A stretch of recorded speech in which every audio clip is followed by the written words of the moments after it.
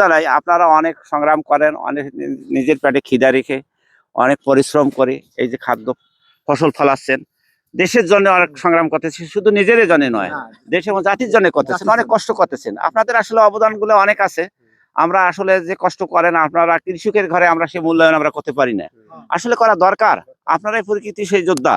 হ্যাঁ, আপনারা যদি মাঠে না কাজ করতে পারতেন তাহলে অনেক চাকরিজীবী আছে, বড় বড় এমপি মন্ত্রীরা আছে, তারা ভাত পাইতো না। বাস্তব কথা, আপনারা করেন দেখি তো ভাত হয়।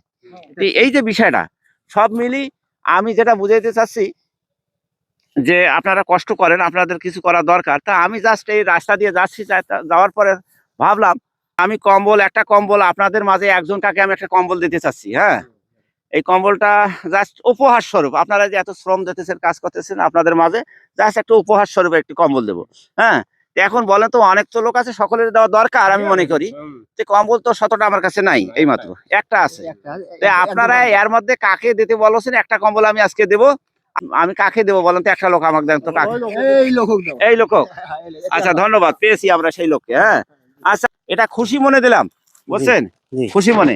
তা যাক, আপনার অনুভূতিটা কি, কেমন লাগলো? আপনার পায়ে খুশি লাগলো, ভালো লাগছে? ভালো লাগছে। আচ্ছা, কিছু হলে উপকার হবে নাকি? কিছু হলেও উপকার হবে। যাক, একটু লেপের তলে অথবা খেতার তলে যতটুকু যেভাবে দেওয়া যায়, একটু যতটুকু হয় উপকার হবে। হ্যাঁ, উপকারে